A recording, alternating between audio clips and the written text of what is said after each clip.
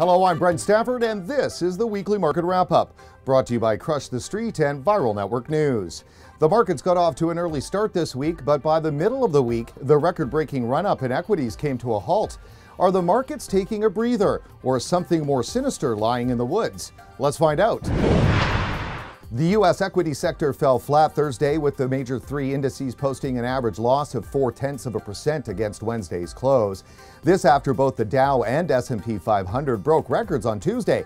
The end of the week drop is the first sign over the last 4 weeks that not everything may be rosy, since the market slide came after what should have been positive news that the Federal Reserve is putting a hold on QE tapering for the immediate future.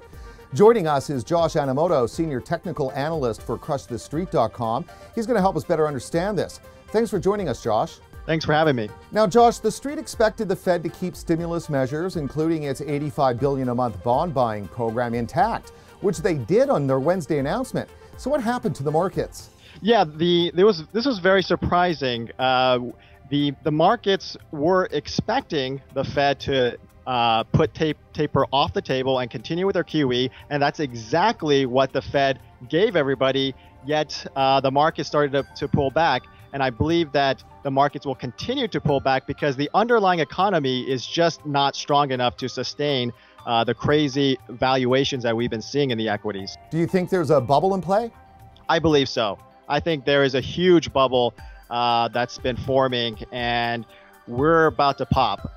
Hard to say exactly when, but there's just no way when so many other factors within the economy, such as the poor jobs growth curve, these are not factors that can sustain a huge run up in the equities like we've seen. Yeah, Josh, I can agree with that. And I'd like to add that I think one of those factors weighing heavy is the tremendous damage done to the U.S. credibility as a result of the government shutdown and debt ceiling cliffhanger. I'll be talking about that one for a while. Well, thanks for your insight today, Josh. Thank you. All right, let's talk currencies. There was some good news in the Forex markets. The U.S. dollar index finally closed above the 80 level after several weeks of underperformance. While some may interpret this as a positive for the underlying economy, there's still much more road to travel for the index to regain its summer highs. The dollar-yen pair was rising throughout much of this week, although some pullback occurred Thursday due to reports of falling wages in the Japanese labor market. The euro-dollar pair finally came under pressure after posting two-year highs last week, due mostly to a stronger dollar. Well, that's it for currencies. Let's turn now to winners and losers and our picks for the week. The winner for this week is Silver Spring Networks, Inc., ticker symbol SSNI. SSNI shares were up based on outperforming numbers provided by a preliminary unaudited financial report. Last month, Goldman Sachs upgraded the smart grid systems maker to a buy, citing their expansion efforts into emerging markets. While the future certainly looks bright, we also have to keep in mind that their IPO was in March of this year, making an investment a high-risk, high-reward opportunity. Things are not pretty at Avon. The makeup company is our loser for this week, ticker symbol AVP. Avon plunged nearly 22% from yesterday's close due to an ugly earnings miss. Avon Products reported $5.5 million in net loss, or 1 cent per share. The Street expected profits of $48.8 million and 12 cents per share earnings, which it turned out to be a huge miss.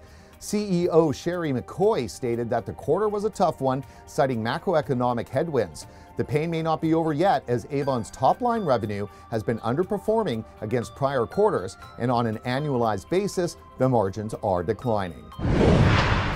Well, those are our winners and losers for this week. Now we want you to weigh in. You tell us in the comment section below what company you think is the top pick and the stinker for the week. Finally, let's turn to precious metals, which had a rocky week. Gold extended short-term losses on Thursday, setting new lows for the week. The yellow metal came under pressure following Wednesday's Fed policy statement. While market players expected the Fed to hold steady on the policy, the gold market reacted as if tapering were in the offing. Palladium had difficulty breaking above the $750 resistance barrier, as the same pressures weighing down gold and silver also took its toll on the industrial metal. Based on the uncertainties within the market, Palladium may enter a tight consolidation range before making a strong directional move. And that wraps it up. Thanks again so much for joining us for another weekly market wrap-up. Before you head out for the weekend, make sure you subscribe to our YouTube channel and find us on Facebook and Twitter. For Viral Network News and Crush the Street, I'm Brent Stafford.